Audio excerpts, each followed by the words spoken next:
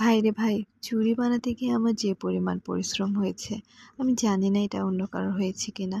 পরিশ্রম বলতে ভুল হবে, কারণ আমি এখানে চুড়ি বানাতে গিয়ে চুড়ির ম্যাটেরিয়ালস কিনতে গিয়ে আমি অনেক বেশি ভুল করে ফেলেছি। সবচেয়ে বড় ভুলটা করেছি সুতা কিনতে গিয়ে।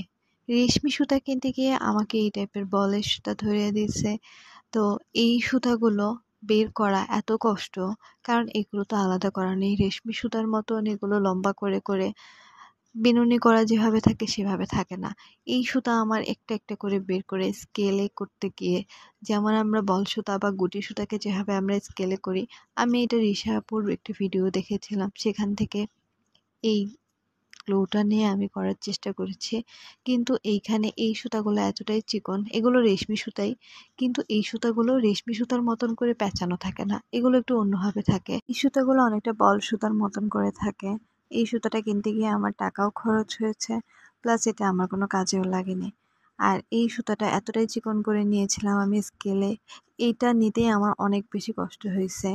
এই চিকন অংশটা আমার সুতায় পেঁচাতে পেঁচাতে কতটা টাইম লেগেছে তোমরা হয়তো বা দেখলেই, যারা চুড়ি বানাও তারা আন্দাজ করতে পারবে। এটা আমার একটা কাস্টমারের অর্ডার ছিল, তাকে দেওয়ার আগেও আমি আরেকটা সুতায় আমি চুড়ি পেঁচিয়ে নিয়েছি।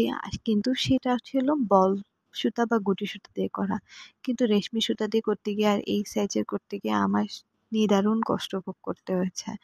তারপরেও আমি এটা আমার কাস্টমারকে দিইনি, কারণ আমার এখানে কিছু কিছু জায়গায় অনেক ভুল ছিল।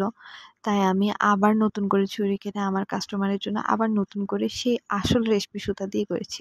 একটা ভিডিও করতে যেহেতু অনেক কষ্ট হয়, ক্যামেরা ধরা, ক্যামেরার অ্যাঙ্গেল ঠিক রাখা, তাই আমি এটা আপলোড না দিয়ে পারলাম না। যাই হোক, এই টেকনিক ভুলেও কেউ ফলো করবা না।